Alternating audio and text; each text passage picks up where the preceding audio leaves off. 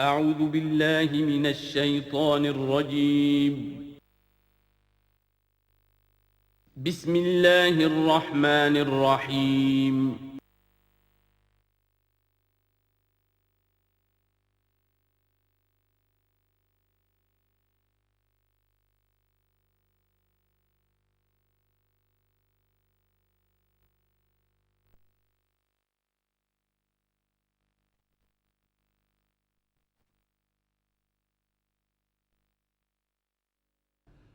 الحمد للہ وکفیٰ والصلاة والسلام علی عبادہ الذین اصطفیٰ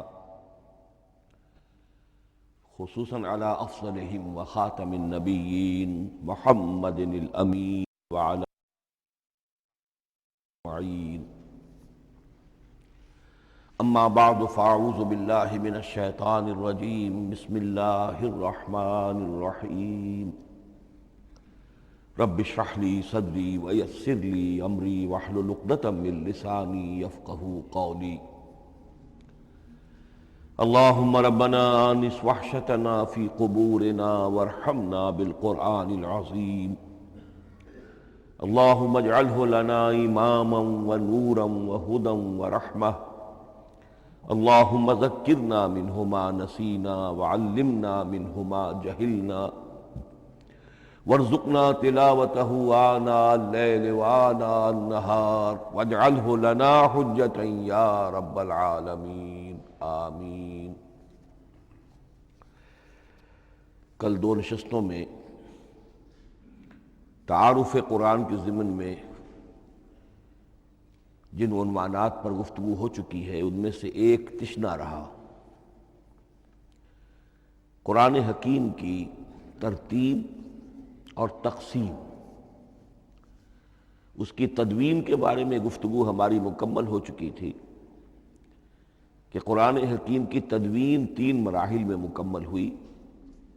اولاً خود حضور صلی اللہ علیہ وسلم نے اللہ تعالیٰ ہی کے حکم سے قرآن مجید کو مرتب کر دیا اور اس مرتب شکل میں امت کو منتقل کیا. ترتیب معین ہو چکی تھی لیکن وہ کتابی شکل میں ما بین الدفترین جمع نہیں ہوا. اس کے بعد دوسرا مرحلہ آیا حضرت ابوبکر صدیق رضی اللہ تعالی عنہ کے عہد خلافت کے دوران، جب بہت سے حفاظ شہید ہو گئے جنگ یمامہ میں تو تشویش پیدا ہوئی کہ قرآن حکیم کو کتابی شکل کے اندر مرتب بھی کر لیا جائے، جمع کر لیا جائے. چنانچہ یہ کام حضرت ابوبکر صدیق کے عہد خلافت میں پورا ہو گیا اور اس کے لیے مصحف کا نام حضرت عبداللہ ابن مسعود کی تجویز پر حضرت ابوبکر صدیق رضی اللہ تعالی عنہ نے طے کیا. لیکن اس کے چونکہ ابھی پڑھنے کے انداز میں لوگوں کو کافی آزادی دی گئی تھی کہ اپنے اپنے لہجے کے مطابق لوگ پڑھ سکتے ہیں، تو اس سے محسوس ہوا کہ اب اس کے لکھنے کے انداز میں بھی فرق آ رہا ہے. تو اس لیے ضرورت محسوس ہوئی کہ اس کا ایک سکرپٹ، ایک رسم الخط جو متفق علیہ ہو، اجماعی ہو، وہ طے کر دیا جائے. چنانچہ یہ تیسرا مرحلہ حضرت عثمان رضی اللہ تعالی عنہ کے عہد خلافت میں طے پایا. اسی لیے اس کو اب مصحف عثمانی کہتے ہیں، اس لیے کہ وہ رسم الخط اب ہمیشہ ہمیش کے لیے طے ہے. اس کے آفیشل نسخے تیار کیے گئے اور بڑے بڑے شہروں میں جو بھی اس وقت اس مسلمان ممالک تھے ایک ایک نسخہ بھیج دیا گیا اور باقی نسخے جو ہیں وہ طرف کر دیے گئے. تو اس طریقے سے گویا کہ ربع صدی کے اندر اندر یہ تینوں مرحلے جو ہیں مکمل ہو گئے ہیں. اور جیسا کہ میں نے عرض کیا، سب تسلیم کرتے ہیں کہ جو قرآن آج ہمارے پاس ہے وہ وہی ہے بعینہ ہی جو محمد الرسول اللہ نے اپنی امت کو دیا تھا. البتہ جہاں تک قرآن کی ترتیب اور تقسیم کا تعلق ہے، بعض باتیں تو میں بیان کر چکا ہوں، ان کا صرف اجمالی اعادہ کروں گا. نمبر 1 یہ کہ قرآن کی جو بیسک یونٹ ہے، بنیادی اکائی، وہ آیت ہے. آیت کو ہم جملہ نہیں کہہ سکتے، آیت کو ورس نہیں کہہ سکتے، مصرع نہیں کہہ سکتے، اس کی اسی اصطلاح کو ہمیں ریٹین کرنا ہوگا. آیتیں چھوٹی بھی ہیں، بڑی بھی ہیں. آیتیں صرف حروف مقطعات پر بھی مشتمل ہیں اور مرکبات ناقصہ پر بھی مشتمل ہے، پورے جملے کی ایک آیت بھی ہے اور کئی جملوں پر ایک آیت بھی مشتمل ہے۔ یہ تمام امور توقیفی ہیں، یعنی حضور صلی اللہ علیہ وسلم کے بتانے پر موقوف علیہ، ان میں کسی کے اجتہاد کو، کسی منطق، کسی گرامر، کسی نحو، کسی بیان کے کسی اصول کو کوئی دخل نہیں۔ جہاں تک آیتوں کی تعداد کا تعلق ہے وہ مختلف فی ہے، وہ اتفاقی نہیں ہے، اس لیے کہ 6,500 کے لگ بھگ آیات ہیں۔ فرق کیوں ہے؟ ایک بڑا فرق تو اس وجہ سے واقع ہو جاتا ہے کہ تمام سورتوں کے آغاز میں جو آیت بسم اللہ لکھی ہوئی ہے اس کے ضمن میں ایک اختلاف ہے کہ آیا ہر مرتبہ اس آیت کو کاؤنٹ کیا جائے یا نہ کیا جائے۔ صرف ایک سورت ہے سورہ توبہ جس کے شروع میں آیت بسم اللہ نہیں ہے، باقی 113 سورتوں کے آغاز میں بسم اللہ لکھی ہوئی ہے۔ تو بعض حضرات اس کو سمجھتے ہیں کہ یہ کاؤنٹ نہیں کی جائے گی، بلکہ یہ تو در حقیقت صرف سورتوں کے درمیان فصل اور فرق قائم کرنے کے لیے یہ آیت بسم اللہ لکھ دی گئی ہے۔ تو آپ سمجھیے کہ جو اس پہ اختلاف ہوگا تو 113 کی عدد کا فرق تو اسی سے واقع ہو جائے گا۔ بعض اور مقامات پر بھی آیات کی تعداد میں قدر اختلاف ہے وہ روایات ہی کی بنیاد پر، کسی شخص کو خود یہ حق حاصل نہیں ہے کہ وہ اس میں کوئی فرق کر سکے، تبدیلی کر سکے۔ بہرحال 6,500 کے لگ بھگ آیات ہیں قرآن حکیم کی۔ آیتیں مل جل کر سورتوں کی شکل میں ہیں، ان کی تعداد متفق علیہ ہے 114۔ سورت سور سے بنا ہے، سور کے معنی فصیل ہے، گویا کہ ہر سورت جو ہے وہ اللہ تعالیٰ کے علم، معرفت، حکمت کا ایک شہر ہے۔ سورتوں میں آیات کے باہمی ربط کے حوالے سے اس کے معنی کے اندر اور اس کی حکمتوں کے اندر اضافہ ہوتا ہے، ربط آیات۔ اور جس طریقے سے کہ مختلف موتیوں کو پرو دیا جائے ایک دھاگے میں، اس سے ہار وجود میں آئے، جو ترتیب ہوگی موتیوں کی اس سے ان موتیوں کا حسن دوبالا ہو جائے گا۔ ایسے ہی معاملہ آیات قرآنیہ کا ہے کہ جو ایک سورت کے اندر ہیں اور ہر سورت کا ایک مرکزی مضمون یا عمود ہوتا ہے اور تمام آیتیں اس سے منطلق اور اس سے منسلک ہوتی ہیں۔ ان سورتوں کے بعد جیسا کہ میں نے عرض کیا، دور صحابہ میں ہمیں صرف ایک اصطلاح اور ملتی ہے، حزب اور یا منزل۔ وہ اس سہولت کے لیے کہ اگر ایک ہفتے میں پورا قرآن ختم کرنا ہو، اس کی تلاوت مکمل کرنی ہو تو روزانہ ایک حزب پڑھ لیا جائے۔ یہ چونکہ دور صحابہ میں بھی مذکور ہے، لہذا اس میں ہم دیکھتے ہیں کہ حسن موجود ہے، یعنی یہ کہ نہ تو یہ قباحت ہے کہ سورتوں کو توڑا گیا ہو، بلکہ پوری صورتیں شامل ہیں۔ کوئی مصنوعی مساوات قائم کرنے کی کوشش نہیں ہے، کوئی حزب نسبتاً تھوڑا سا زیادہ بڑا ہے، کچھ تھوڑا سا چھوٹا ہے، لیکن تقریباً مساوی ہے۔ خام خواہ کی کوئی مصنوعی مساوات قائم کرنے کی کوشش نہیں ہے۔ اور اس کے باوجود یہ حسن موجود ہے کہ سورہ فاتحہ کو اگر ہم علیحدہ رکھ دیں کہ وہ پورے قرآن حکیم کے لیے ایک دباچہ اور مقدمہ ہے، تو پہلے حزب یا پہلی منزل میں 3 سورتیں، دوسرے میں 5، تیسرے میں 7، چوتھے میں 9، پانچویں میں 11، چھٹی میں 13، یہ سیڑھی ہے بالکل۔ اور جو آخری حزب مفصل کہلاتا ہے، اس میں چونکہ آخری پارے میں آپ کو معلوم ہے چھوٹی چھوٹی سورتیں ہیں تو تعداد 65 ہے، وہ بھی جو آخری تعداد ہے 13 اس کا ملٹیپل ہے۔ بہرحال یہ حزب یہ بھی دور صحابہ میں اس کا تذکرہ ہمیں ملتا ہے۔ البتہ جو مزید تقسیم کی چیزیں ہمارے ہاں معروف ہیں وہ بات کی چیزیں ہیں۔ رکوعوں میں طویل صورتوں کو تقسیم کیا گیا تاکہ ایک رکعت میں اگر طویل صورت میں سے کوئی آیات پڑھنی ہے تو اس طرح پڑھی جائیں کہ مضمون ٹوٹے نہ۔ یہ حجاج ابن یوسف کے زمانے میں یہ کام ہوا ہے اور بڑے غور و فکر سے ہوا، اور واقعتاً محسوس ہوتا ہے کہ معنوی جو ربط اور تعلق ہے اس کو ملحوظ رکھا گیا ہے۔ لیکن جو دوسری تقسیم ہمارے ہاں معروف ہو گئی ہے وہ پاروں کی ہے۔ اول تو یہ معلوم نہیں کہ یہ تقسیم کب ہوئی، مجہول الزمان ہے یہ۔ نمبر 2 یہ کہ اس میں یہ زیادتی بھی نظر آتی ہے کہ سورتوں کی فصیلیں توڑ دی گئی ہیں۔ گویا کہ ایک مصنوعی مساوات قائم کرنے کے لیے کہ 30 دن میں اگر قرآن مجید ختم کرنا ہو، ہر مہینے میں ایک ختم قرآن کوئی شخص کرنا چاہے تو روزانہ ایک پارہ پڑھ کر، لیکن یہ کہ اس میں وہ حسن موجود نہیں ہے، بلکہ یہ قباحت موجود ہے کہ صورتوں کاٹ دی گئیں۔ اس کے بعد اب جو بات مجھے عرض کرنی تھی وہ یہ ہے کہ زیادہ عرصہ نہیں گزرا کہ قرآن حکیم کی ترتیب اور تقسیم کے ضمن میں ایک اور حقیقت سامنے آئی ہے، اور یہ حقیقت یہ ہے کہ قرآن حکیم کی سورتوں کے گروپس ہیں۔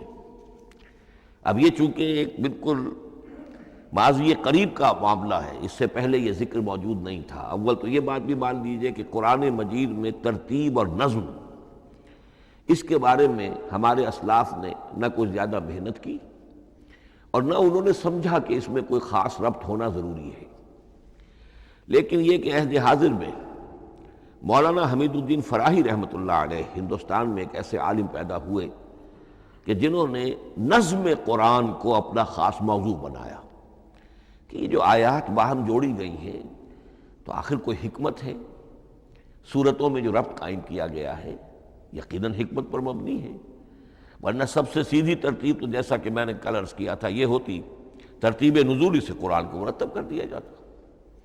لیکن یہ کہ سورتیں آپ کو معلوم ہے طویل سورتوں میں ایسا بھی ہے کہ وہ ایک وقت میں نازل نہیں ہوئی بلکہ متعدد اوقات میں، اور سورہ بقرہ جو ہے وہ تقریباً 2 سال میں اس کی جو تنزیل ہے وہ مکمل ہوئی۔ تو پھر کچھ آیتوں کو جوڑنا، کس کو کہاں رکھنا ہے، کس کو کہاں رکھنا ہے، تو یہ حضور صلی اللہ علیہ وسلم نے خود کیا ہے، اللہ تعالیٰ کے حکم سے کیا ہے، تو یہ چیزیں حکمت سے خالی تو نہیں ہو سکتی۔ تو انہوں نے اس کو خاص اپنا موضوع بنایا اور ان کے سامنے بعض حقائق آئے ہیں، وہ حقائق ہیں جو اب میں آپ کے سامنے بیان کر رہا ہوں۔ اس میں ایک اشکال ہو سکتا ہے، اسے میں چاہتا ہوں کہ پہلے رفع کر دوں کہ یہ چیز اگر ہمارے اسلاف کے نظر میں نہیں آئی اور ان کی توجہ ادھر نہیں ہوئی تو یہ تو گویا کہ ایک بڑی مشکوک سی بات ہوگی۔ قرآن مجید کے علم کے ضمن میں گویا کہ متقدمین کے فہم پر ہمیں کچھ تان کرنا ہوگا، لیکن یہ بات درست نہیں ہے۔ قرآن مجید ایک ایسی کتاب ہے جس کے بارے میں خود حضور نے جو فرمایا لا تنقضی عجائبہ، اس قرآن کے عجائب کبھی ختم نہیں ہوں، ولا یخلق عن کثرت الرد، بار بار کے پڑھنے سے اس پر کوئی پرانا پن، کوئی بوسیدگی طاری نہیں ہوگی، ولا یشبع منہ العلماء، اور کبھی اہل علم اس سے سیری محسوس نہیں کریں گے۔ تو قرآن مجید لا تنقضی عجائبہ، جیسے جیسے دنیا آگے بڑھ رہی ہے، تمدن آگے بڑھ رہا ہے، علم انسانی جو ہے مادی فزیکل سائنسز کا علم آگے بڑھ رہا ہے، قرآنی حقائق اور مبرہن ہو رہے ہیں، اور واضح ہو رہے ہیں، اور نکھر رہے ہیں۔ بہت سی باتیں ہمارے اسلاف کے علم میں نہیں آ سکتی تھی، اس لیے کہ ابھی انسانی معلومات کا دائرہ بہت ہی محدود تھا۔ ذوالقرنین کون تھے؟ اب چونکہ تاریخ مفسرین کے علم میں نہیں تھی تو سکندر اعظم کو سمجھا گیا کہ ذوالقرنین ہے، حالانکہ سکندر کی شخصیت اور ذوالقرنین کی وہ شخصیت جو قرآن میں بیان ہوئی ہے دونوں میں کوئی مناسبت ہے ہی نہیں۔ اسی طریقے کا معاملہ یہ کہ نظم قرآن کا ایک پہلو کہ جو ابھی پوری طریقے سے آشکارا نہیں ہوا تھا، یہ دور وہ ہے کہ جس میں اللہ کی فضل و کرم سے وہ بات بھی اب کھل کر سامنے آئی ہے، اور اس سے در حقیقت توثیق ہو رہی ہے حضور کے اس فرمان کی کہ لا تنقضی عجائبہ، اس کے عجائب کبھی ختم نہیں ہوں گے۔ انسان محنت کرے گا، کوشش کرے گا، یہ ہیروں کی ایک ایسی کان ہے جس میں سے اور ہیرے نکلتے چلے جائیں گے۔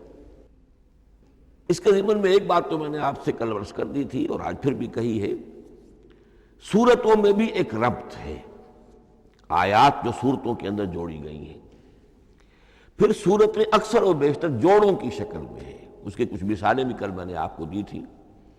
قرآن مجید کی ایک آیت مبارکہ ہے وَمِن كُلِّ شَيْءٍ خَلَقْنَا زَوْجَيْنِ لَعَلَّكُمْ تَعْقِلُونَ یا لَعَلَّكُمْ تَذَكَّرُونَ، مجھے پوری طرح یاد نہیں ہے۔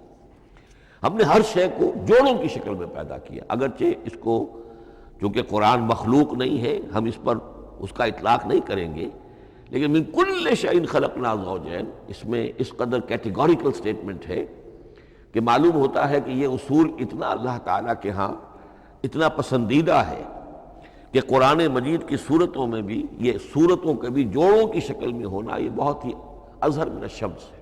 بعض جگہوں پر تو اظہر من الشمس ہے، بعض جگہوں پر ذرا تدبر کر کے بات معلوم ہوتی ہے۔ البتہ کہیں کہیں آپ کو نظر آئے گا کچھ منفرد صورتیں بھی ہیں، اور ان میں سے بعض یا جب دوران ترجمہ یہ چیزیں آئیں گی تو اب میں صرف اس وقت حوالہ دے سکوں گا، بڑی تیزی سے ہمیں چلنا ہوگا، اس وقت میں چاہتا ہوں کہ ذہن میں یہ حقائق بیٹھ جائیں۔ بعض جگہوں پر آپ دیکھیں گے تین تین صورتوں کے گروپ ہیں، ان میں سے دو کے مابین تو نسبت زوجیت کامل ہے، بلکہ یہ سمجھ لیجئے نسبت زوجیت کہتے کس کو ہے؟ دو چیزیں مل کر کسی مقصد کی تکمیل کریں، ان دونوں میں ایسی نسبت ہونی چاہیے ریسیپروکل کہ وہ ایک دوسرے کی تکمیل کے لیے اور کسی مقصد کے حصول کے لیے ان کے مابین ایک تعلق قائم ہو، یہ زوجیت ہے۔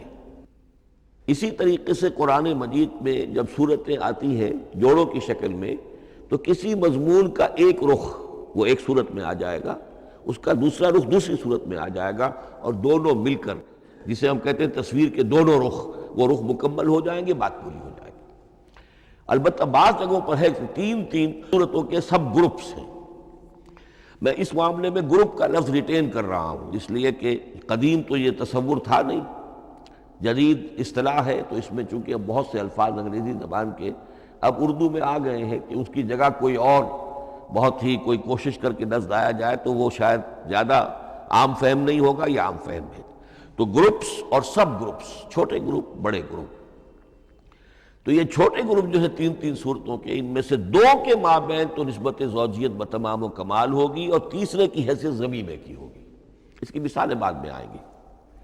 البتہ یہ جو ضمیمے ہوتے ہیں خود ان کے، یا جو دوسری منفرد صورتیں ہیں، خود ان میں آپ کو فصل کے ساتھ نسبت زوجیت مل جائے گی۔ اس سے آگے چلیے، اب اصل ہے وہ شے جس کو میں آج چاہتا ہوں بیان کرنا۔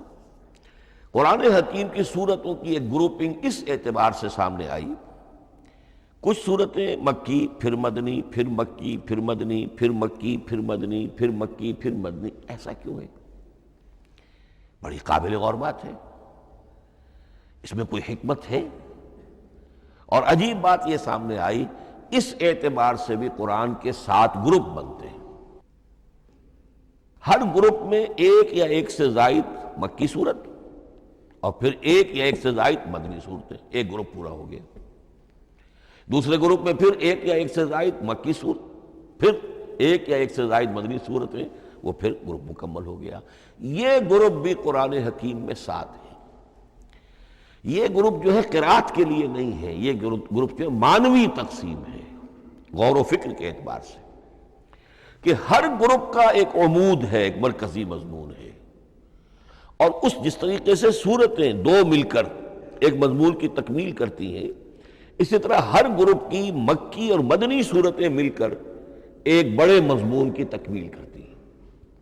اس طریقے سے گویا کہ یہ قرآن مجید میں 7 گروپ ہیں بڑے بڑے، جو کہ جس میں کہ صورتیں جو ہیں وہ جمع کی گئی ہیں۔ مثلاً میں اب آپ کو اشارتاً بتا دوں، پہلے گروپ میں سورہ مکی جو ہے وہ صرف ایک ہے، سورہ فاتحہ، تعداد میں تو ایک ہے، وہ اپنے حجم کے اعتبار سے چھوٹی بھی ہے لیکن بہت بھاری صورت ہے۔ وَلَقَدْ آتَيْنَاكَ سَبْعًا مِنَ الْمَثَانِي وَالْقُرْآنَ الْعَظِيمِ، محض اس صورت کو بھی قرآن عظیم کہا گیا ہے۔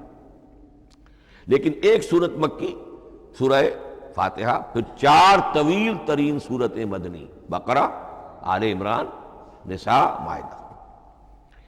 دوسرے گروپ میں 2 صورتیں مکی، 2 مدنی، الانعام، الاعراف مکیات، الانفال، التوبہ مدنیات۔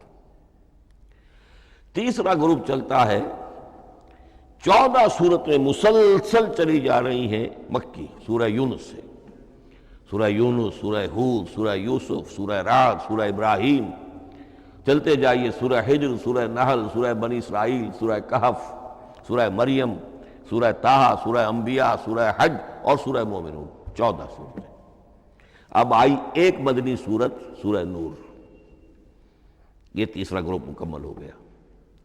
چوتھے گروپ میں بھی یہی بات آپ کو نظر آئے گی۔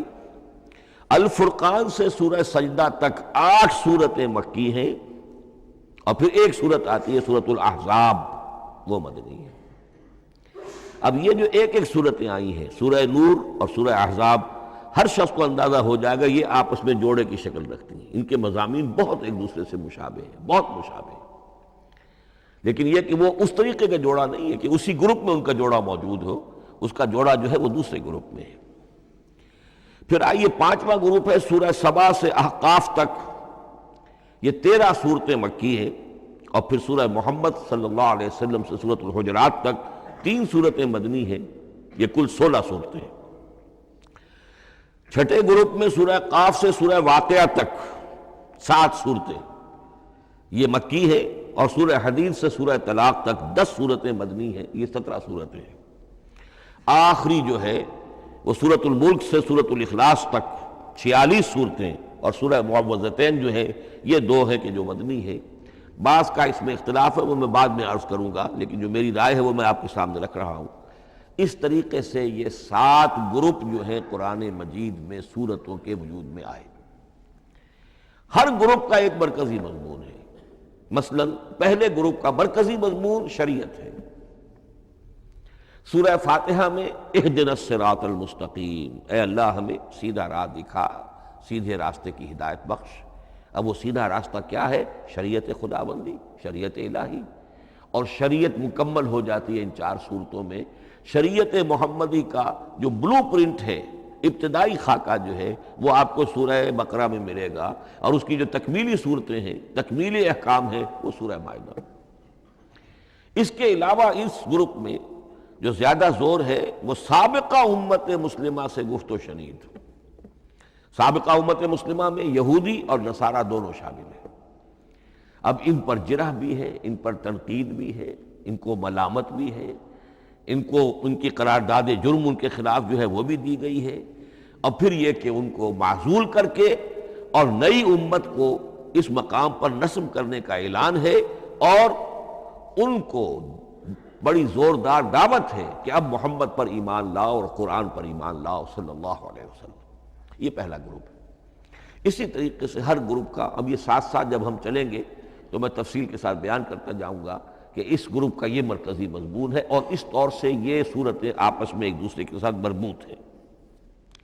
ان گروپوں میں آپ نے دیکھا ہوگا کہ پہلے اور آخری گروپ ان کی ایک ریسیپروکل سی صورت ہے کہ پہلے گروپ میں مکی صورت صرف ایک چھوٹی سی، اور مدنی صورتیں 4-6 پارے سے زائد پر پھیلی ہیں، جبکہ آخری گروپ میں سارے دونوں پارے جو ہے سورہ ملک سے شروع ہو کر مکی صورتوں پر مشتمل ہے، آخر میں آ کر چھوٹی چھوٹی صورتیں وہ مدنیات ہیں۔ یہ ایک دوسرے کے بالکل ریسیپروکل ہیں، کانورس۔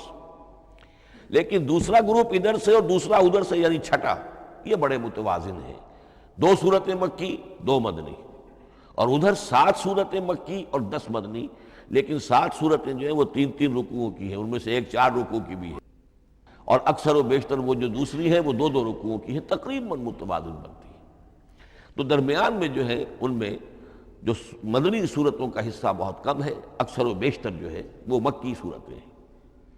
ان مکی صورتوں کے اندر بھی جو 6 گروپ تقریباً بنتے ہیں، اس لیے کہ پہلی گروپ کے اندر تو مکی صورت صرف سورہ فاتحہ ہے، تو ان میں سے پہلے 2 گروپوں میں رسالت کا مضمون مرکزی مضمون ہے، درمیانی 2 گروپوں میں توحید کا مضمون مرکزی مضمون ہے، آخری 2 گروپوں میں انذار آخرت کا مضمون مرکزی مضمون ہے۔ آخری صورتیں آپ کو معلوم ہے سورہ قاف سے شروع ہو کر، تو پھر یہ انذار آخرت جو ہے ان سب کا مرکزی مضمون ہے۔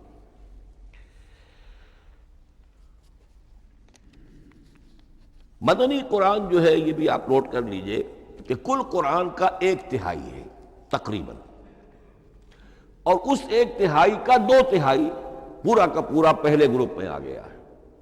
سورہ بقرہ، سورہ آل عمران، سورہ نساء، سورہ مائدہ۔ باقی تو پھر جا کے سورہ احزاب، سورہ نساء، پھر 3 چھوٹی صورتیں، پھر آخر میں 2 بہت چھوٹی چھوٹی صورتیں، سورہ انفال اور سورہ توبہ۔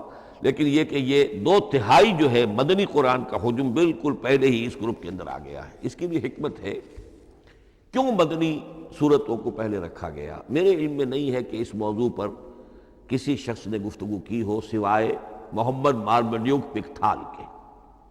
میرے علم کی حد تک ہو سکتا ہے کہ کسی اور مفسر نے، کسی محقق نے کوئی بات کہی ہو اس سے بھی زیادہ وزنی کہی ہو، لیکن میرے علم کی حد تک مارمڈیوک پکتھال نے اپنے جو ترجمہ کیا ہے انگریزی میں، اس کے دیباچے میں اس موضوع پر گفتگو کی ہے، بڑی بہت ہی عمدہ بات کہی ہے۔ انہوں نے کہا کہ جب یہ قرآن نازل ہو رہا تھا تو اصل اہمیت ایمان کی تھی، پہلے لوگ ایمان لائیں اور پھر جو ایمان لائے ان کو پھر احکام دیے گئے کہ یہ کرو اور یہ نہ کرو، یہ حلال ہے، یہ حرام ہے، یہ فرض ہے، وغیرہ وغیرہ۔ لیکن جب ایک امت وجود میں آ گئی، امت کے وجود میں آنے کے بعد اب نسلاً مسلمان پیدا ہو رہے ہیں، ان کے ہاں اب ضرورت پہلے اسلام کی ہے، چاہے بچہ چھوٹا ہی ہے پہلے اسے احکام سکھائے جائیں گے، بچہ چھوٹا ہی ہے نماز پڑھنی سکھائی جائے گی، بچہ چھوٹا ہی ہے روزہ رکھنا سکھایا جائے گا۔ تو امت کے اس طرح تشکیل پا جانے کے بعد اب اصل اہمیت جو ہے وہ احکام کی ہو گئی ہے، احکام اب مقدم ہے، اور ایمان کا معاملہ جو ہے وہ اس کے بعد مؤخر ہے۔ کوئی شخص بالغ ہوگا، ذہین ہوگا، فطین ہوگا، غور و فکر کی صلاحیت سے اگر اللہ تعالیٰ نے اسے بہرور کیا ہوگا پھر وہ حقیقت ایمان تک رسائی حاصل کرے گا، ورنہ یہ ہے کہ عام ایک مسلمان جو ہے اسے جہاں تک احکام کا تعلق ہے ان پر تو عمل کرنا ہی ہے۔ تو یہ بڑی میں سمجھتا ہوں کہ ذہانت پر مبنی بات ہے کہ جو محمد مارمیلیو پکتھال نے کہی ہے، اور مجھے اس سے اتفاق ہے۔ اب آئیے اگلا معاملہ، اگلی بحث، اگلا موضوع، قرآن کا موضوع کیا ہے؟ کیا قرآن فلسفے کی کتاب ہے، سائنس کی کتاب ہے؟ کیا یہ جیولوجی کی کتاب ہے، فزکس کی کتاب ہے، کس چیز کی کتاب ہے؟ تو پہلی بات یہ سمجھیے، قرآن کا موضوع ہے انسان، لیکن انسان کی اناٹمی نہیں، انسان کی فزیولوجی نہیں، انسان کی اینتھروپولوجی نہیں، کچھ نہیں، انسان کی ہدایت۔ یہ ہدایت کا لفظ بنیادی ہے قرآن مجید کے لیے۔ چنانچہ دیکھیے ذرا نوٹ کر دیجئے، سورہ بقرہ کے شروع ہی میں ھدی للمتقین، پھر اس کے وسط میں ھدی للناس، سورہ یونس میں فرمایا ھدی ورحمۃ للمؤمنین، سورہ لقمان میں فرمایا ھدی ورحمۃ للمحسنین،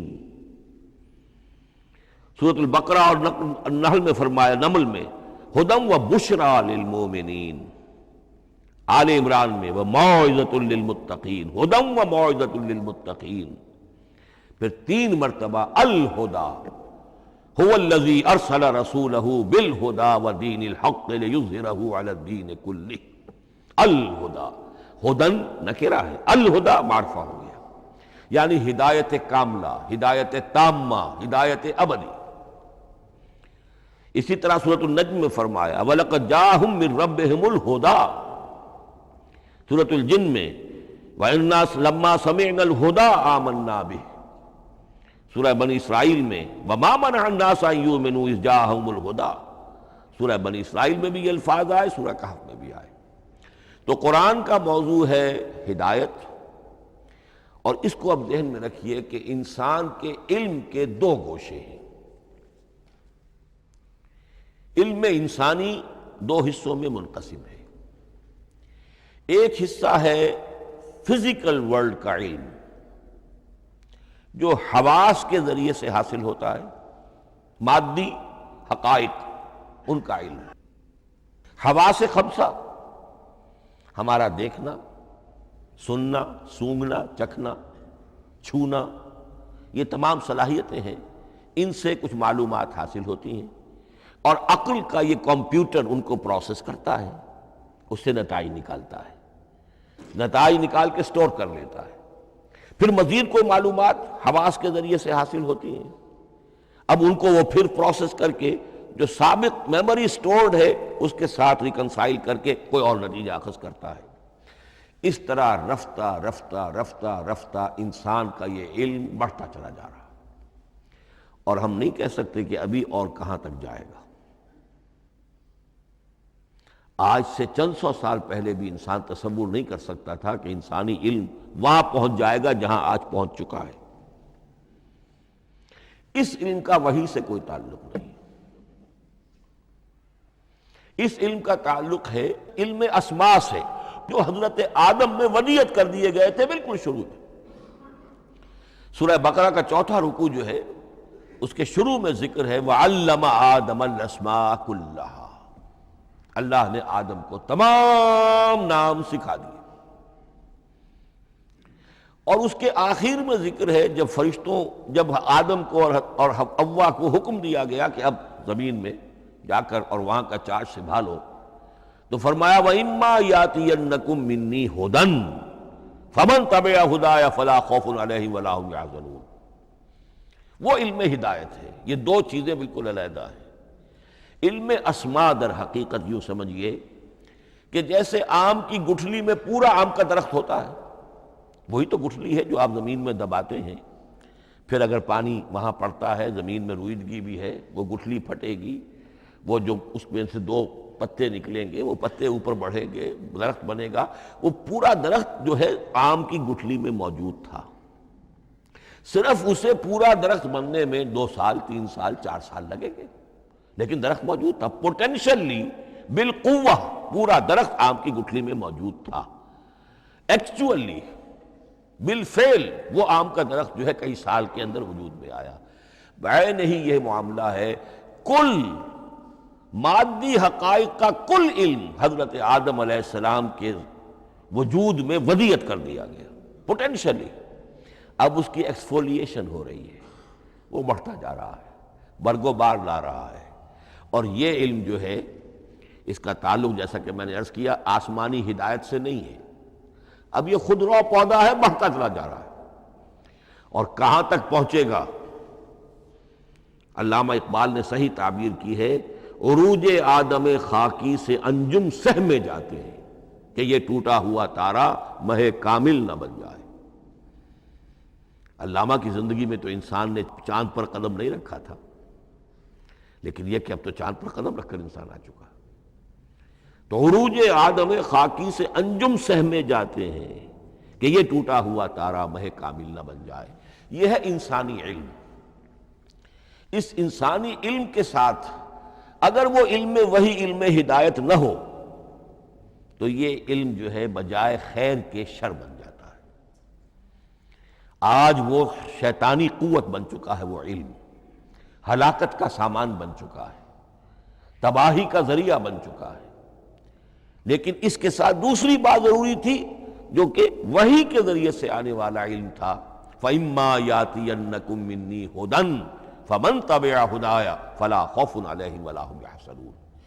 یہ علم الہدایت جو ہے یہ در حقیقت قرآن حکیم میں آ کر مکمل ہو گیا ہے۔ اس کے لیے بھی میں چاہتا ہوں کہ بات آپ سمجھ لیں، اس میں جو ارتقاء ہوا ہے، پہلی کتابیں نازل ہوئیں ان میں بھی ہدن تو تھی، کل بھی میں نے آپ کو آیت سنائی تھی سورہ مائدہ کی، انا انزلنا التوراۃ فیہا ھدی و نور، ہم نے تورات نازل کی تھی، اس میں ہدایت بھی تھی، نور بھی تھا۔ اسی رکوع میں 7واں رکوع ہے وہ سورہ مائدہ کا، انجیل کے بارے میں فیہ ھدی و نور، اس میں بھی ہدن بھی تھی، ہدایت بھی تھی، نور بھی تھا۔ لیکن یہ ہدایت اور یہ نور درجہ بدرجہ ترقی کر رہا ہے، یہاں تک کہ کامل ہوا ہے، قرآن میں آ کر الہدا بن گیا ہے۔ اب یہ ہدن نہیں، الہدا، کامل ہدایت نامہ۔ اس کی وجہ کیا ہے؟ دیکھیے، ایک بچے کو اگر آپ تعلیم دینا چاہتے ہیں تو اس کی ذہنی سطح کو ملحوظ رکھے بغیر تو نہیں دے سکتے۔ آپ چاہے پی ایچ ڈی استاذ رکھ دیں کسی بچے کے لیے، بچہ بھی پرائمری کی تعلیم پا رہا ہے، وہ پی ایچ ڈی کا استاذ کیا کچھ پلا دے گا اس کو، کیا پڑھا دے گا اس کو؟ اس کی اپنی استعداد جو ہے ابھی اتنی کم ہے کہ اسی کی مناسبت سے اسے تعلیم دی جائے گی، رفتہ رفتہ وہ آگے بڑھے گا، یہاں تک کہ وہ اپنے پوری عقل کے اور شعور کی پوری شدت اور قوت کو پہنچ جائے گا، بلوغت کو پہنچ جائے گا۔ اب اسے آخری علم پڑھایا جائے گا، اب اسے فلسفہ پڑھایا جائے گا، پہلے وہ ہسٹری پڑھ رہا تھا، اب فلسفی آف ہسٹری پڑھے گا۔ اس حوالے سے تدریجاً اللہ تعالیٰ نے تورات میں صرف احکام ہے، حکمت ہے ہی نہیں، انجیل میں حکمت ہے، احکام ہے ہی نہیں، دونوں مل کر ایک بات کو مکمل کرتی ہیں۔ تورات میں صرف احکام ہے، حکمت ہے ہی نہیں۔ جیسے کہ میں نے عرض کیا تھا، بچے کو آپ بتا دیتے ہیں بھئی روزہ ٹوٹ جاتا ہے اس طریقے سے، روزے کا مطلب یہ ہے اب دن بھر کھانا کچھ نہیں ہے، چاہے بچہ ابھی 6 سال کا ہے، 7 سال کا ہے، 8 سال کا ہے، آپ بتا رہے ہیں احکام تو دے دیے جائیں، یہ کرو یہ نہ کرو، یہ ڈوز ہیں یہ ڈونٹس ہیں۔ تو احکام عشرہ، دی 10 commandments، احکام دیے گئے، حکمت نہیں۔ ابھی حکمت کا تحمل ان کے لیے ممکن نہیں تھا، ابھی وہ عہد طفولیت ہے نوع انسانی کا۔ یوں سمجھیے کہ آج سے 3500 سال قبل کا انسان، 1400 قبل مسیح میں تورات دی گئی ہے حضرت موسیٰ علیہ السلام کو۔ اب یہ 2000 مسیح آنے والا ہے تو 3400 سال پہلے کی بات ہے، تو انسانی ذہن ابھی جس سطح پر تھا، یہاں تک کہ 2000 سال پہلے حضرت مسیح علیہ السلام کے بھی الفاظ انجیل میں موجود ہیں، اب بھی موجود ہیں۔ اپنے حوارین سے آپ نے فرمایا تھا ابھی مجھے تم سے اور بھی بہت سی باتیں کہنی تھیں، مگر ابھی تم ان کا تحمل نہیں کر سکو گے، جب وہ فارقلیت آئے گا تو تمہیں سب کچھ بتائے گا۔ یہ پیشین گوئی تھی محمد الرسول اللہ صلی اللہ علیہ وسلم۔ ابھی تم تحمل نہیں کر سکتے، ابھی 600 برس اور چاہیے تمہاری ذہنی بلوغت کے لیے۔ تو الہدا مکمل ہوا ہے قرآن حکیم میں آ کر۔ البتہ ایک نقطہ اس میں نوٹ کیجئے، قرآن مجید اگرچہ کتاب ہدایت ہے، سائنس کی کتاب نہیں ہے، لیکن اس میں سائنٹیفک فینومینا کی طرف اشارے موجود ہیں۔ چونکہ قرآن مجید ان تمام جو بھی یہ کائناتی حقائق ہیں، ان سب کو آیات الہیہ قرار دیتا ہے۔ ان فی خلق السماوات والارض واختلاف اللیل والنہار والفلک التی تجری فی البحر بما ينفع الناس وما انزل اللہ من السماء من ماء فاحیا به الارض بعد موتها وبث فیها من کل دابۃ وتصریف الرياح والسحاب المسخر بین السماء والارض لآیات لقوم یعقلون۔ یہ سب نشانیاں ہیں اللہ کی، اللہ کی قدرت، اللہ کی عظمت، اللہ کے علم کامل، اللہ کی حکمت بالغہ، سب نشانیاں۔ تو یہ جو فزیکل فینومینا ہے ان کی طرف قرآن ریفر کرتا ہے۔ بعض حقائق وہ ہے کہ جن کا تعلق اسٹرانومی سے ہے، کل فی فلک یسبحون، یہ تمام اجرام سماویہ جو ہیں یہ اپنے اپنے مدار میں تیر رہے ہیں، معلوم ہوا ہر شے حرکت میں ہے۔ انسان پر تو ایک دور ایسا گزرا ہے وہ یہ سمجھتا تھا زمین ساکن ہے اور سورج حرکت کر رہا ہے، پھر ایک دور آیا کہا نہیں نہیں، سورج ساکن ہے، زمین حرکت کرتی ہے، اس کے گرد چکر لگاتی ہے، اور آج ہمیں معلوم ہوا ہر شے حرکت میں ہے، ہر شے۔ سورج کا بھی اپنا ایک مدار ہے، اس میں وہ حرکت کر رہا ہے اپنے پورے کنبے کو لے کر، یہ پورا سولر سسٹم اس کا کنبہ ہے، اس پورے کنبے کو لے کر وہ بھی ایک مدار میں حرکت کر رہا ہے۔ تو معلوم ہوا کل فی فلک یسبحون۔ اب یہ کل کا لفظ جس طرح منقع ہو کر، جس طرح مبرہن ہو کر، جس شان کے ساتھ آج وہ حویدہ ہوا ہے، واضح ہوا ہے، آج سے پہلے انسان کو معلوم نہیں تھا۔ تو یہ جو فزیکل فینومینا ہے جن کی طرف قرآن مجید ریفر کرتا ہے، یہ اگرچہ قرآن کا اصل موضوع نہیں ہے، لیکن ایک بات جان لیجئے کہ قرآن مجید میں ان فزیکل فینومینا کے بارے میں جو بات کہی گئی ہے وہ غلط نہیں ہو سکتی، اور یہ وہ حقیقت ہے کہ جو اس دور میں آ کر اتنی واضح ہوئی ہے۔ آپ نے نام سنا ہوگا ڈاکٹر مورس بکائی کا، یہ فرانسیسی سرجن تھے، انہوں نے مطالعہ کیا، کمپیریٹیو اسٹڈی کی قرآن بائبل دونوں کی، بائبل سے مراد اولڈ ٹیسٹمنٹ نیو ٹیسٹمنٹ دونوں، اور وہ اس نتیجے پر پہنچا کہ پورے قرآن میں کوئی ایک لفظ ایسا نہیں ہے جسے ہماری ساری سائنسی انکشافات میں سے کسی نے غلط ثابت کیا، جبکہ تورات میں بے شمار چیزیں ایسی ہیں کہ سائنس انہیں غلط ثابت کر چکی ہے۔ The science, the Quran and the Bible. اب یہ بات بڑی اہم ہے، اس کو بڑی خوبصورت انداز میں ڈاکٹر رفیع الدین مرحوم نے کہا ہے کہ یہ کائنات اللہ کا فعل ہے، عمل ہے، اس کی تخلیق ہے، اس کی تدبیر ہے، اور قرآن اللہ کا قول ہے۔ قول و عمل میں تضاد ممکن نہیں، عام انسان کے قول و عمل میں تضاد ممکن نہیں، اللہ کے قول و فعل میں اور قول و عمل میں تضاد ہو سکتا ہے۔ ہاں یہ ہو سکتا ہے کہ ایک دور میں انسانوں نے بات سمجھی نہ ہو، ان کا ذہن وہاں تک پہنچا نہ ہو، ان کی معلومات کا دائرہ ابھی اس حد تک ہو کہ ان حقائق تک نہ پہنچا ہو، لیکن جیسے جیسے وقت آئے گا مزید حقائق منکشف ہوں گے اور یہ بات اور زیادہ سے زیادہ واضح سے واضح تر ہوتی چلی جائے گی کہ جو کچھ قرآن میں لکھا ہے وہی برحق ہے۔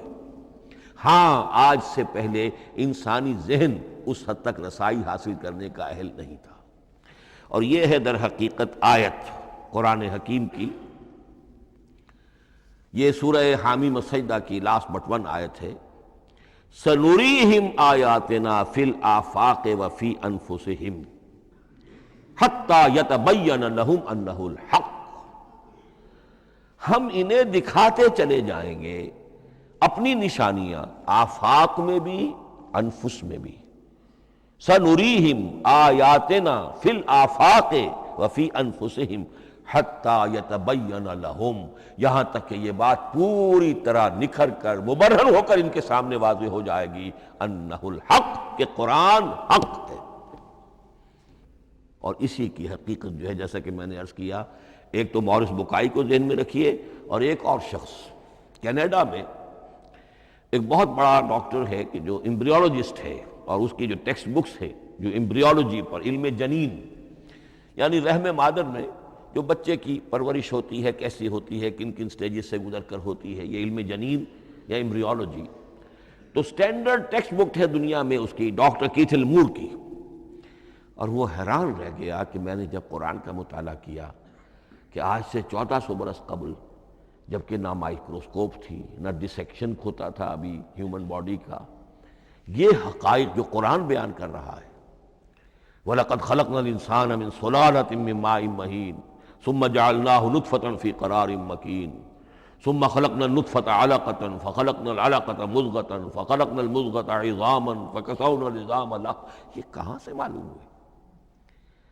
اور واقعہ یہ ہے کہ اس سے زیادہ صحیح تعبیر ممکن نہیں۔ تو یہ حقائق ذہن میں رکھیے کہ اگرچہ قرآن مجید سائنس کی کتاب نہیں ہے، لیکن جن سائنسی حقائق یا جن سائنسی فنومینا کی طرف قرآن نے ریفر کیا ہے وہ یقیناً حق ہے، چاہے تاحال ہم ان کی حقانیت کو نہ سمجھ پائیں۔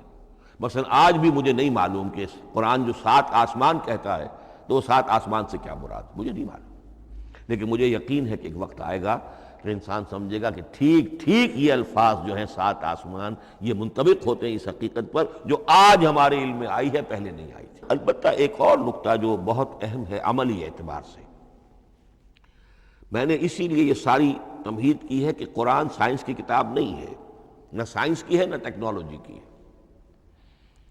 اس حوالے سے ایک بڑا منطقی نتیجہ نکلتا ہے، اور وہ یہ ہے کہ اگر ہمارے اسلاف نے قرآن کی ان آیات کا کوئی خاص مفہوم معین کیا اپنے دور کی معلومات کی سطح پر، ہمارے لیے لازم نہیں ہے کہ ہم اس کی پیروی کریں۔ سائنسی فنومینا کو جو سائنسی ترقی ہو رہی ہے اس کے حوالے سے سمجھیں گے۔ یہاں تک کہ اب آخری بات عرض کر رہا ہوں، خود حضور کا فرمان بھی اس میں قطعی نہیں ہوگا۔ یہ بات بہت ثقیل اور گراں گزرے گی بہت سے لوگوں پر۔ سائنس اور ٹیکنالوجی میں اگر حضور کی کوئی حدیث بھی سامنے آ جائے تو اس کو بھی ہم کوئی دلیل قطعی نہیں سمجھیں گے۔ اس کی وجہ کیا ہے؟ ایک واقعہ بہت اہم ہوا حضور کی زندگی میں۔ حضور جب ہجرت فرما کر تشریف لائے مدینہ منورہ، تو آپ کو معلوم ہے کہ حضور کی پیدائش مکے کی، ساری زندگی آپ نے وہاں گزاری۔ وہ وادی غیر ذی زرع ہے، وہاں کوئی پیداوار، کوئی زراعت، کوئی کاشت ہوتی نہیں تھی، آپ کو کوئی تجربہ سرے سے نہیں تھا۔ ہاں تجارت کا تجربہ تھا، بھرپور تجارت کی تھی۔ یہاں آئے تو آپ نے دیکھا کھجوروں کے سلسلے میں انصار مدینہ تعبیر نخل، وہ اس کا ایک اصطلاح ہے۔ کھجور ایک ایسا پودا ہے جس کا ایک فیمیل فلاور ہوتا ہے اور ایک میل علیحدہ۔ اب میل فلاور اور فیمیل فلاور ان دونوں کو قریب لے آئیں تو اس سے اس بات کا زیادہ امکان ہو جاتا ہے فرٹیلائزیشن ہو اور پھل بنے اور زیادہ آپ کو پھل حاصل ہو، فصل زیادہ ہو۔ اگر وہ فاصلے پر رہیں گے تو ہو سکتا ہے کہ اس کا امکان کم ہو، تو وہ ان کو قریب جوڑ دیتے تھے۔ حضور نے دیکھا تو آپ نے فرمایا کہ آپ لوگ ایسا نہ کریں تو کیا ہے، یعنی نیچر جو ہے، nature can take care of it self. آخر فطرت ہے، فطرت نے یہ ساری چیزیں بنائی ہیں، آپ ایسا نہ کریں تو کیا ہے؟ صرف یہ کہا آپ نے روکا نہیں، لیکن ظاہر بات ہے صحابہ کرام کے لیے رضوان اللہ تعالی علیہ مجمعین حضور کا اتنا کہنا بھی گویا کہ حکم کے درجے، انہوں نے اس سال وہ کام نہیں کیا، فصل کم ہو گئی۔ اب وہ ڈرتے ڈرتے جھجکتے جھجکتے حضور کی خدمت میں آئے۔ حضور آپ نے فرمایا تھا ہم نے وہ نہیں کیا، تعبیر نخل اس سال نہیں کی ہم نے، فصل کم ہوئی ہے۔ آپ نے فرمایا انتم اعلم بامور دنیاکم، اس کا ایک ایک لفظ یاد کر لیجئے، انتم اعلم بامور دنیاکم، اپنے یہ دنیاوی اور مادی معاملات میں تم زیادہ تجربے کار ہو، تم زیادہ حقائق سے واقف ہو۔ میں عالموں کا لفظی ترجمہ یہاں کرنا جو ہے اس کی جرت مجھے نہیں ہو رہی، تم زیادہ واقف ہو ان چیزوں سے، میں یہ چیزیں سکھانے نہیں آیا۔ آپ ٹیکنالوجی پڑھانے نہیں آئے تھے، آپ طب سکھانے نہیں آئے تھے، آپ کوئی اور سائنس پڑھانے نہیں آئے تھے، ورنہ تو ہم شکوہ کرتے کہ آپ نے ہمیں ایٹم بم بنانا کیوں نہیں سکھا دیا پہلے ہی۔ نہیں، یہ موضوع ہی نہیں ہے۔ قرآن کا موضوع معین ہونا چاہیے۔ قرآن کا موضوع انسان کی ہدایت، اس ہدایت کے لیے جس قدر اس کو ضرورت ہے علم کی کہ وہ جو یہ فزیکل فینومینا ہیں ان کے حوالے سے بھی ہدایت حاصل کرے، اس حد تک ان کا تذکرہ ہے۔ لیکن یہ یقین اور ایمان ہونا چاہیے کہ قرآن مجید کے الفاظ میں جو شے مضمر ہے وہ کبھی غلط ثابت نہیں ہوگی۔ یہ ہو سکتا ہے کہ قرآن کی کسی آیت کا کوئی مفہوم ہمارے اسلاف نے 1000 برس پہلے یا 600 برس پہلے سمجھا ہو اور وہ مفہوم غلط ثابت ہو جائے، وہ ایک علیحدہ بات ہوگی، لیکن قرآن مجید کا ٹیکسٹ جو ہے اس کے اندر کہیں ایسی بات نہیں آ سکتی۔ اب آئیے فہم قرآن کے اصول۔ ظاہر بات ہے کہ اس موضوع پر اصول تفسیر پر کوئی مجھے تفصیلی اس وقت گفتگو کرنے کا موقع تو نہیں ہے، البتہ یہ کہ 7 گنتی کر کے چیزیں نوٹ کر لیجئے کہ جس سے قرآن مجید کے فہم میں سہولت حاصل ہوگی۔ پہلی بات وہ جو کسی درجے میں پہلے بھی سامنے آ چکی ہے، قرآن کا اسلوب استدلال منطقی نہیں ہے، فطری ہے۔ ایک ہوتا ہے منطق کی گتھیوں سے اور منطق کے اصولوں سے اور منطق کی دلیلوں سے بات ثابت کی، یہ نہیں۔ قرآن فطرت انسانی کے مطابق بات کرتا ہے۔ ایک ان پڑھ شخص بھی قرآن کو اپنے سے دور یا اپنے آپ کو قرآن سے دور نہیں سمجھے گا، اگر ذرا سا وہ قرآن کو سمجھ سکتا بس۔ لیکن یہ ہے کہ قرآن مجید کا جو اسلوب ہے وہ ایک تو یہ کہ منطقی نہیں ہے، فطری ہے، یا اس میں اگر ایک لفظ کا اضافہ کیا جائے خطابی ہے۔ خطابی کیا ہوتا ہے؟ جو میں کل عرض کر چکا ہوں، خطبے کی ایک شان ہوتی ہے، وہ دلیل کے ساتھ ساتھ جذبات سے بھی اپیل کرتا ہے، اور اس میں آپ کو ایک اپنے باطن میں جھانکنے کی دعوت دی جاتی ہے۔ تم ذرا اپنے باطن میں جھانک کر دیکھو۔ بعض آیات ایسی ہیں، بڑی پیاری آیات ہیں، افی اللہ شک فاطر السماوات والارض، بس کیا اللہ کی ہستی میں بھی کوئی شک ہو سکتا ہے جو آسمان اور زمین کا پیدا کرنے والا ہے؟ غور کرو، سوچو۔ تو یہ صرف آپ کے دروں بینی، آپ کو اپنے اندر جھانکنے کی دعوت ہے۔ اسی طرح اَإِنَّكُمْ لَتَشْهَدُونَ أَنَّ مَعَ اللَّهِ آلِهَةً أُخْرَىٰ، کیا واقعتاً تم اس کی گواہی دیتے ہو کہ اللہ کے ساتھ کوئی اور بھی الہ ہے؟ یہ گویا کہ کسی کے آنکھوں میں آنکھیں ڈال کر پیئرسنگ آئیز کے ساتھ کسی سے سوال کرنا، کیا واقعی؟ اور اس میں در حقیقت کون سی ہے پس منظر میں؟ یہ بنائے ہوئے ڈھکوسلے ہیں، ان پر خود تمہارا دل مطمئن نہیں ہے۔ تم کہتے تو ہو یہ ہمارا عقیدہ ہے اور یہ ہماری بات ہے اور یہ ہمارا موروثی عقیدہ ہے، ھذا ما وجدنا علیہ آباءنا، ہم نے آباء، لیکن واقعتاً غور تو کرو، کیا واقعی تم گواہی دیتے ہو کہ اللہ کے سوا کوئی اور الہ بھی موجود ہے؟ اس کو آپ کہیں گے خطابی انداز۔ نمبر 2، قرآن حکیم میں 2 طرح کی آیات ہیں، محکمات اور متشابہات۔ یہ سورہ آل عمران کے شروع میں یہ بہت اہم مضمون جو ہے وہ آ گیا ہے۔ هو الذی انزل علیک الکتاب منہ آیات محکمات ہن ام الکتاب واخر متشابہات، آل عمران آیت نمبر 7۔ اب یہ جو متشابہات ہیں یہ کون سی ہیں اور محکمات ہیں وہ کون سی ہیں، اس کو ذہن میں رکھیے۔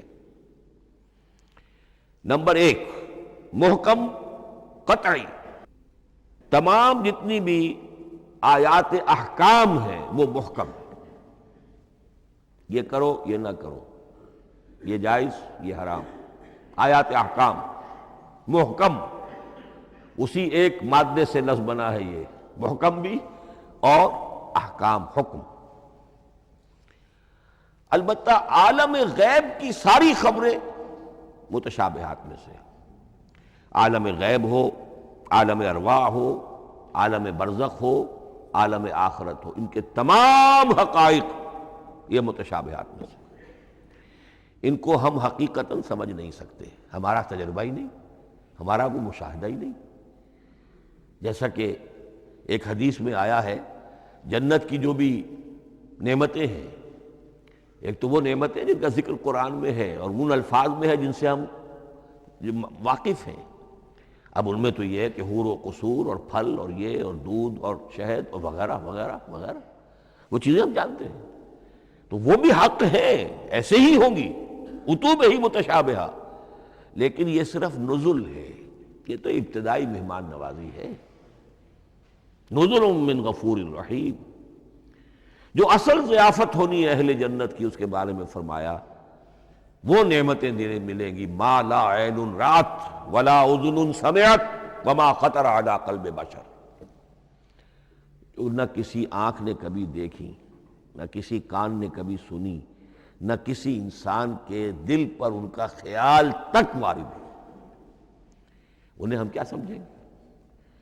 تو عالم برزخ، عالم آخرہ، عالم غیب، عالم ارواح، ان کی تمام چیزوں کو ہم آیات متشابہات میں سے سمجھیں گے۔